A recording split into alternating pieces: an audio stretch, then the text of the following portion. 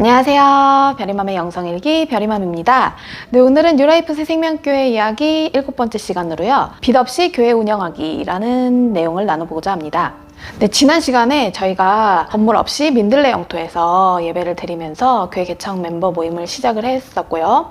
3년 반 동안 거기서 예배를 드리면서 교회 식구들이 5명이 모이게 됐고, 나름의 선교를 하면서 헌금이 이제 1,500만 원이 모이게 됐어요. 그때 성령님께서 이제 저희 남편에게 이제는 교회 건물을 알아봐라 라는 감동을 주셔서 저희 남편이 이제 알아보기 시작했어요.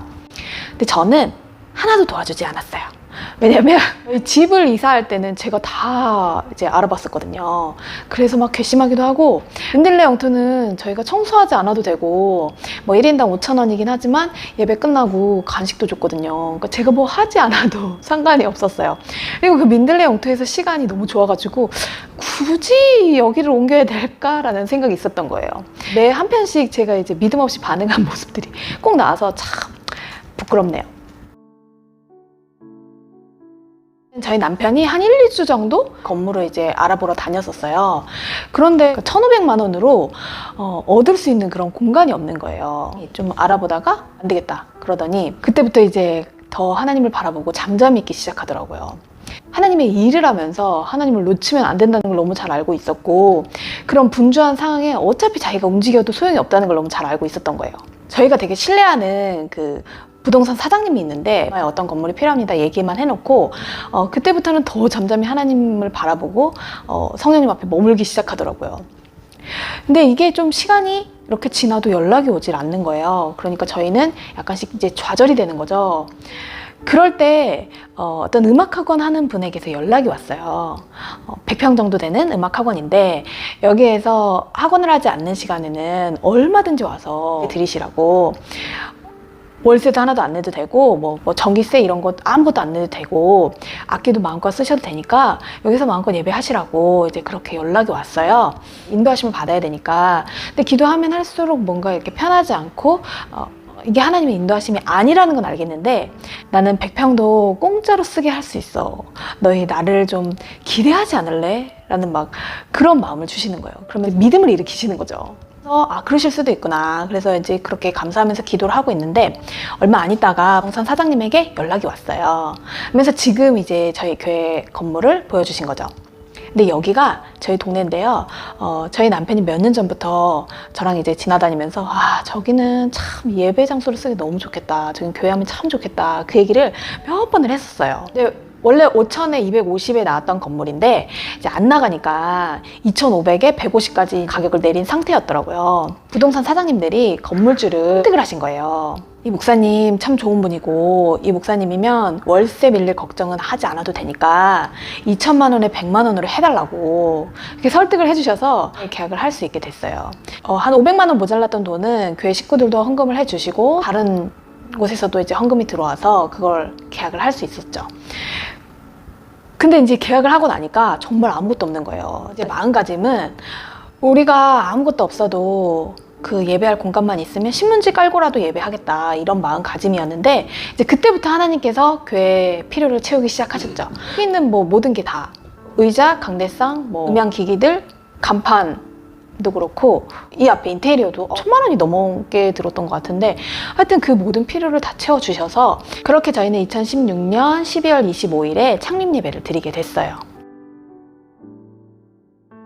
이곳으로 왔는데 사실 교회를 알려야 되잖아요. 저희 교회 앞에 노방전도하기 딱 좋은 그 장소가 있거든요.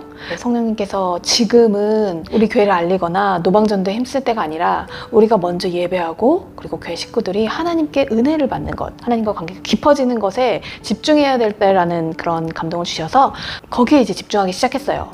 근데 지금도 저희 교회 식구들이 교회에서 1시간이 넘는 거리에 사시는 분들이 꽤 있으세요.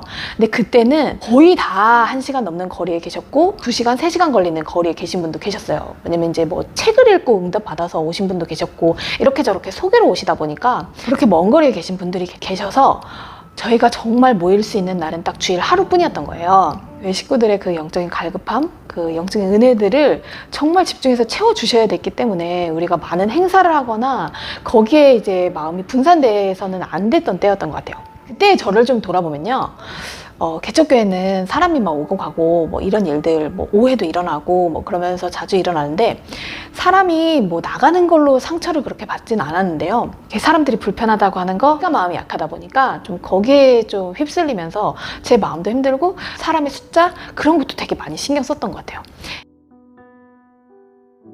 이때부터 저희는 사례비를 받기 시작했어요. 이제 교회 재정을 생각해서 그때 160만 원으로 책정을 했는데, 하던 목사님들이 은퇴하시면서 좀 과다한 금액을 이제 취하시는 것들도 보게 됐었고, 저랑 동기이신 이제 목사님이 계셨어요. 남자 목사님이었는데, 이 목사님이 중대형 교회에서 10년을 계셨었거든요. 10년째는 거의 부목사급이었어요. 근데 이분이 월급이 180만 원이었다는 충격적인 사실을 듣게 됐어요. 이 교회가 작은 교회가 아니었거든요. 재정이 어려운 교회가 아니었어요. 그리고 담임 목사님이 사례비를 꽤 많이 받는 걸로 제가 알고 있었거든요.